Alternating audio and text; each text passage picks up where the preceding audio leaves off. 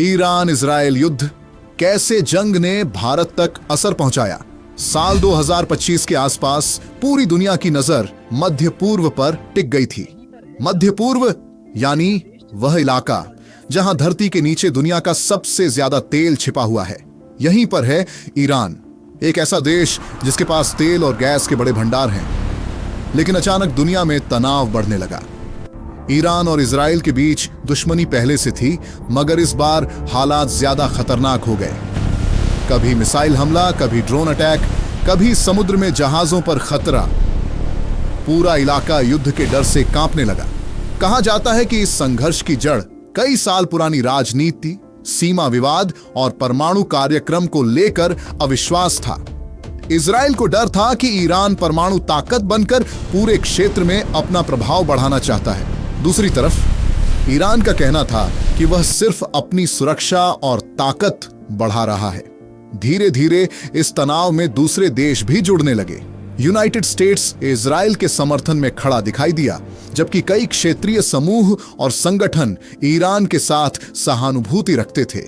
युद्ध पूरी तरह विश्व युद्ध तो नहीं बना, लेकिन लगातार हमलों और जवाबी हमलों ने पूरे मध्य पूर्व को अस्थिर कर दिया। सबसे बड़ा खतरा था हॉर्मुज झलड़मरू मध्य। यह एक छोटा सा समुद्री रास्ता है, लेकिन दुनिया के बहुत बड़े हिस्से का तेल इसी रास्ते से गुजरता है। अगर यहां तनाव बढ़ता है तो तेल के जहाज रुक जाते हैं, बीमा महंगा हो जाता है और सप्लाई धीमी पड़ जाती है। और फिर वही हुआ। तेल के टैंकरों ने रास्ते बदलने शुरू कर दिए। कई जहाजों को सुरक्षा कारणों से रोक दिया गया। अंतर्राष्ट्रीय बाजार में कच्चे तेल की कीमतें तेजी से बढ़ने लगी। कुछ ही दिनों में दुनिया भर में चिंता फैल गई। अब सवाल उठता है, इस युद्ध का भारत से क्या संबंध?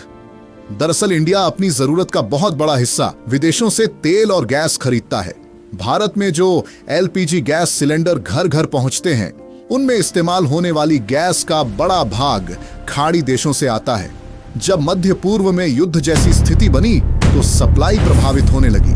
तेल कंपनियों के खर्च बढ़ गए, जहाजों का किराया बढ़ गया, बीमा महंगा हो गया और धीरे धीरे असर भारत के आम लोगों तक पहुंचने लगा। कई जगह लोगों ने देखा कि गैस सिलेंडर की डिलीवरी देर से हो रही है। कुछ शहरों में सिलेंडर की कमी की खबरें आने लगी। पेट्रोल और डीजल की कीमतों में भी दबाव बढ़ गया। सरकार को अतिरिक्त खर्च उठाना पड़ा ताकि आम जनता पर अचानक बहुत बड़ा बोझ न पड़े। लेकिन असली असर सिर्फ कीमतों तक सीमित नहीं था। कारखानों की लागत बढ़ने लगी, ट्रांसपोर्ट महंगा हो गया, सब्जियों से लेकर रोजमर्रा की चीजों तक के दाम बढ़ने लगे। यानी हजारों किलोमीटर दूर चल रहे युद्ध का असर भारत के रसोई घर तक पहुंच गया। इस युद्ध में कई देशों को भारी नुकसान हुआ। ईरान में सैन्य ठिकानों और तेल संरचनाओं को नुकसान पहुंचा। इजराइल में भी मिसाइल हमलों के कारण कई शहरों में डर और तबाही का माहौल बना। व्यापार ठप होने लगा, लाखों लोगों की जिंदगी प्रभावित हुई। दुनिया की अर्थव्यवस्था पर भी इसका असर पड़ा। विशेषज्ञों का कहना था कि अगर यह संघर्ष और बढ़ता तो दुनिया में तेल संकट और भी गंभीर हो सकता था। कई देशों ने शांति की अपील की, क्योंकि सभी जानते थे कि युद्ध सिर्फ सीमा पर नहीं लड़ा जाता, उसकी आग पूरी दुनिया तक पहुंचती है। और यही इस कहानी की सबसे बड़ी सीख है। जब दुनिया के किसी हिस्से में युद्ध होता है तो उसका असर सिर्फ सैनिकों या सरकारों पर नहीं पड़ता। उसका असर आम लोगों की जिंदगी पर पड़ता है। रसोई की गैस पर, पेट्रोल की कीमत पर, खाने के खर्च पर और रोजमर्रा की जिंदगी पर। ईरान और मध्य पूर्व के संघर्ष ने दुनिया को फिर याद दिलाया कि तेल और गैस सिर्फ ईंधन नहीं है, वे पूरी वैश्विक अर्थव्यवस्था की धड़कन है। और जब यह धड़कन धीमी पड़ती है तो उसका असर हर देश, हर शहर और हर घर तक पहुंचता है। क्या होगा, हम संभाल लेंगे। पापा खाना जल्दी बनाओ। हाँ बेटा।